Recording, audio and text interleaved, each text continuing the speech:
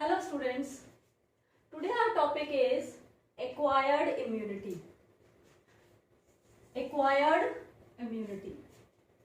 Acquired immunity is not present by birth, but it develops during the lifetime of an individual. इससे पहले हम लोगों ने क्या पढ़ी थी कि इम्यूनिटी दो टाइप की होती है, इनेट इम्यूनिटी और second acquired immunity. Innate immunity क्या होती है? Which is present by birth.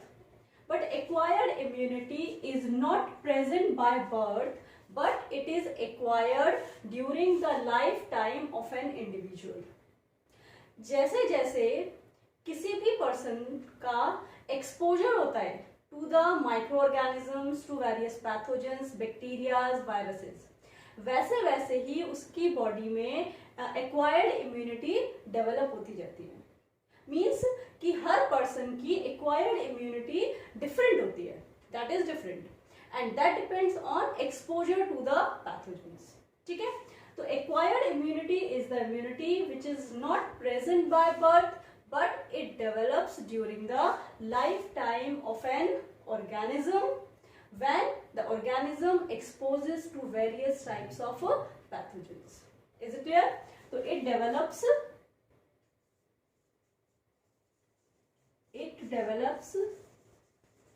during lifetime of an individual. Secondly, this immunity is pathogen specific. Pathogen specific means specific immunity is for specific pathogen. ऐसा नहीं है कि एक pathogen के लिए जो इम्यूनिटी डेवलप हो गई वही सभी पैथोजेंस के लिए काम करेगी. नहीं, सभी पैथोजेंस के लिए अपनी अलग अलग इम्यूनिटी डेवलप होती है. So that's why it is called as pathogen specific immunity. ठीक है, acquired immunity is also called as adaptive immunity. Also called as adaptive immunity because it is adapted. कोई भी इंडिविजुअल इसको अडेप्ट कर रहा है, that's why it is called as adaptive immunity. ठीक है, तो लाइफ टाइम में डेवलप होती है. It is pathogen specific and it depends on the exposure to the pathogens. ठीक है, third, it gives additional immunity that is provided by innate immunity.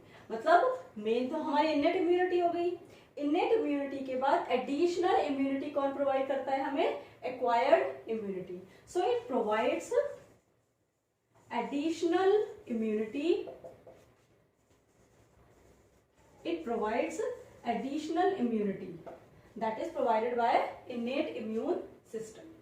ठीक है, तो ये होगी हमारी additional immunity हमें प्रोवाइड करती है. अब इसमें क्या होता है? when a microorganism or a pathogen encounters for first time to the body, or we can say when our body encounters a pathogen for first time, then our immune system gives a response. That response is called as primary response. Primary response. या इस तरीके से भी हम कह सकते हैं कि एक्वायर्ड इम्यूनिटी में हमें दो टाइप के रिस्पॉन्सेज डेवलप होते हैं. एक्वायर्ड इम्यूनिटी में दो टाइप के रिस्पॉन्सेज डेवलप होते हैं. एक होता है प्राइमरी रिस्पॉन्स और दूसरा है आपका secondary response. Secondary response, primary response कब डेवलप होगा? जब कोई भी पैथोजन फर्स्ट टाइम हमारी बॉडी के अंदर एंटर करता है, then at that time the response which is given by our body, our immune system, that response is called as primary response. ठीक, means first it is produced by first encounter of pathogen. Pathogen के first encounter होने पर, first time जब pathogen body के अंदर enter करता है तो हमारा इम्यून सिस्टम जो रिस्पॉन्स देता है उसे कहते हैं primary response. And this primary response is less efficient, मतलब उतना ज्यादा स्ट्रॉन्ग नहीं होता, वीक रिस्पॉन्स होता है प्राइमरी रिस्पॉन्स। ठीक है, अब जब same pathogen, when same pathogen enters again and again in our body, or we can say the subsequent encounter of same pathogen develops a highly intensified response. That highly intensified response is called as secondary response. Means जब same pathogen हमारी body को again and again बार बार हमारी body में enter करेगा, infect करेगा, तो हमारी body उसके अगेंस्ट और ज्यादा हाई रिस्पॉन्स देगी, ज्यादा इंटेंस रिस्पॉन्स देगी। That highly intensified response is called as secondary response, और it is also called as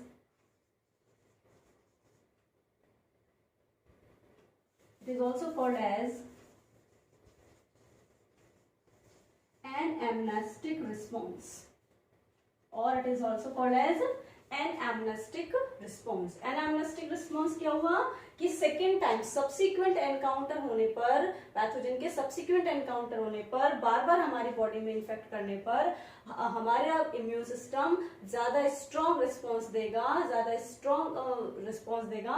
उस रिस्पॉन्स को हम कहते हैं सेकेंडरी रिस्पॉन्स और एन एमनेस्टिक रिस्पॉन्स। ठीक है, these secondary responses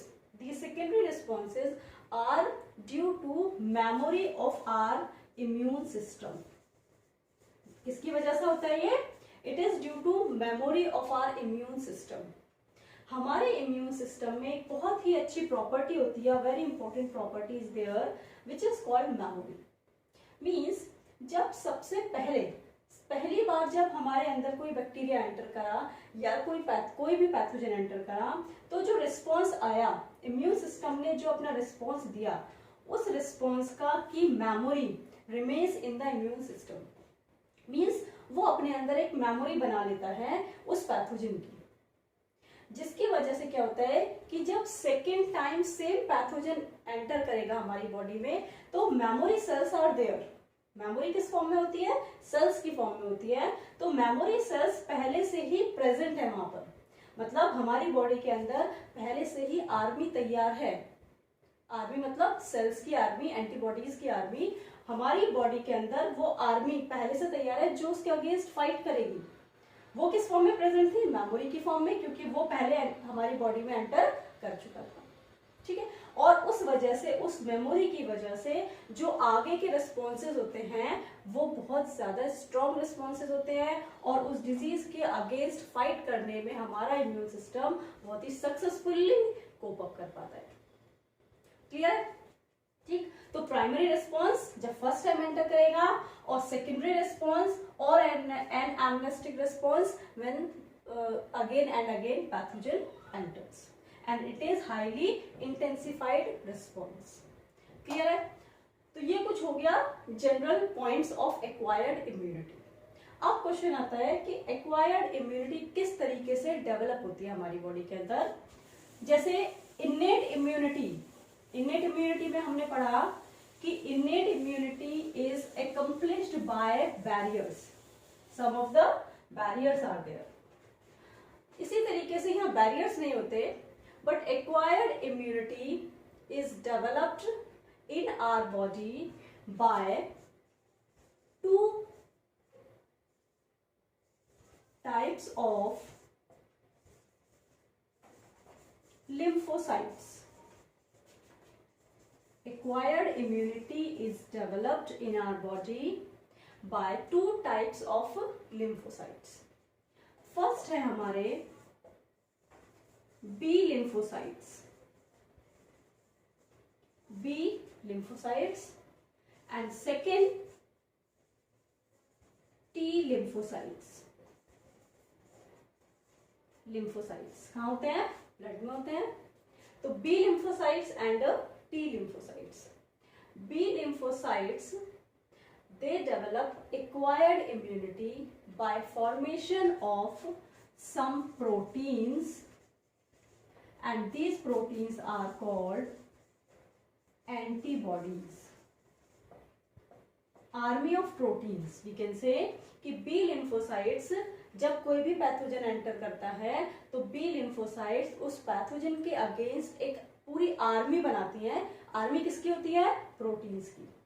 army of proteins are developed, or formed by B lymphocytes and these proteins are called as antibodies.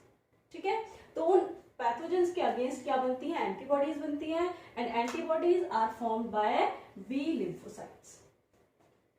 These antibodies are formed in blood. कहाँ बनती हैं ये? Blood में बनती हैं और ब्लड में एंटर करने वाले, ब्लड या लिम्फ में एंटर करने वाले पैथोजेंस के अगेंस्ट ये फाइट करती है। That's why the immunity which is developed due to B lymphocytes, that immunity is called as antibody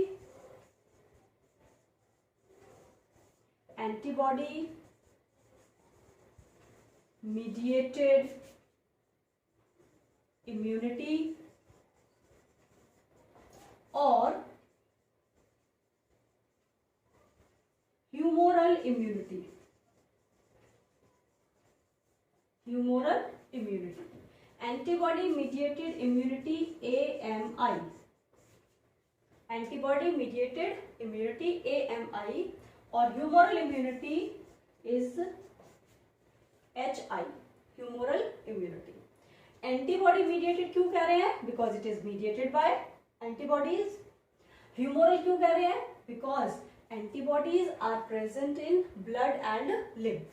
तो मतलब जो भी पैथोजेंस ब्लड या लिम्फ में एंटर कर रहे हैं वहां पर बी लिम्फोसाइट्स काम करेंगी, एंटीबॉडीज काम करेंगी, और जो इम्यूनिटी उनकी वजह से डेवलप हो रही है उस इम्यूनिटी को हम कहेंगे humoral immunity. Is it clear?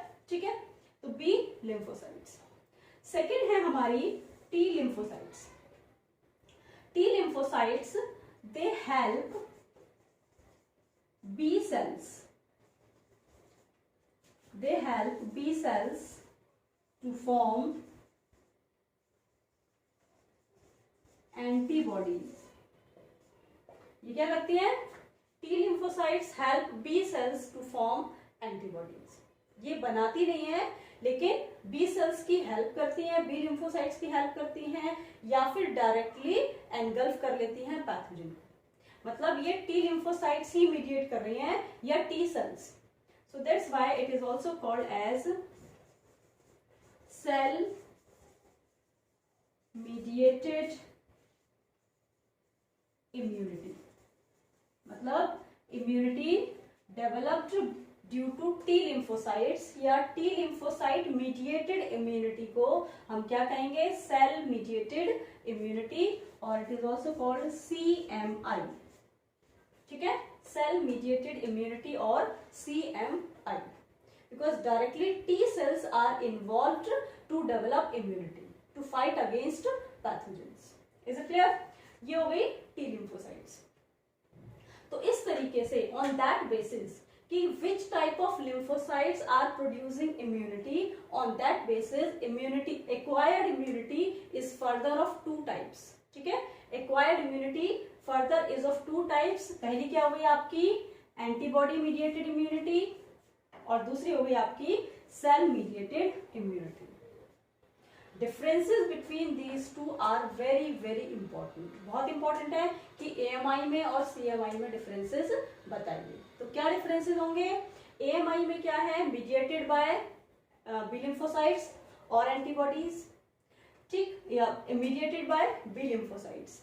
ठीक है, second point, B lymphocytes produce antibodies. Third point हो जाएगा इसमें आपका कि this gives protection for pathogens which enter in blood and lymph, liquid मतलब ब्लड एंड लिम्फ में एंटर करने वाले। क्लियर है? T lymphocytes mediated by T lymphocytes, ठीक, and no antibodies are there, directly cells ही हेल्प करती हैं किसमें? डिजीज के अगेंस्ट फाइट करने में, and they attack the host cells. ये कहां पर करती है? ये तो ब्लड में प्रेजेंट है, ब्लड वाले पैथोजेंस पर अटैक करेंगी। ये उन पैथोजेंस पर अटैक करती हैं जो किसी सेल में एंटर कर रहे हैं।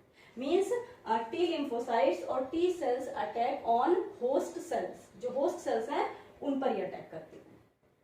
A very important point for CMI is also there, that it works or it acts during graft rejection. It is responsible for, ये कह सकते हैं हम, it is CMI is responsible for graft rejection during organ transplantation.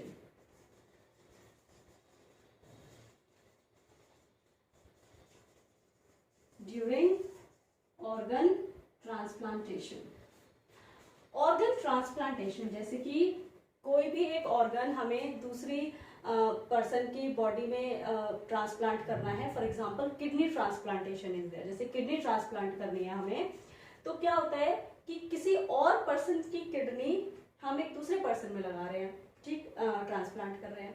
तो उस जिस person को, जो रेसिपिएंट है, उसकी बॉडी उस ऑर्गन को इतनी इजीली एक्सेप्ट नहीं करती है, उसको रिजेक्ट करती है, क्योंकि वो उसकी बॉडी का अपना पार्ट नहीं है. तो ये कौन आइडेंटिफाई करता है? सेल्फ और non self. Recognition between self and non self is by cell mediated immunity. और जो भी ग्राफ्ट मीन्स किसी दूसरी जो भी ऑर्गन हम वहां पर ट्रांसप्लांट कर रहे हैं उसे कहते हैं ग्राफ्ट, और उस ग्राफ्ट को रिजेक्ट करती है. That graft rejection is due to cell mediated immunity. ठीक है. तो ऑर्गन ट्रांसप्लांटेशन के केस में क्या होता है कि जब ऑर्गन ट्रांसप्लांट किए जाते हैं, then some suppressors are given, जो इम्यून सिस्टम को, इम्यूनिटी को सप्रेस कर देते हैं. ऐसे कुछ ड्रग्स, ऐसी कुछ मेडिसिन दी जाती हैं जो ऑर्गन, इसको, इम्यून सिस्टम को सप्रेस कर देते हैं, जिससे वो उतना ज्यादा अपना रिस्पॉन्स ना दे पाए. ठीक है. तो ग्राफ्ट रिजेक्शन बहुत ही इंपॉर्टेंट पॉइंट है, याद रखिएगा. Graft rejection during organ transplantation that occurs by cell mediated immunity. Is it clear? तो अब आप लोग इसको एंटीबॉडी मीडिएटेड इम्यूनिटी और सेल मीडिएटेड इम्यूनिटी को डिफरेंसेस के फॉर्म में पॉइंट्स वाइज आप अपनी नोटबुक में करेंगे. Okay, thank you.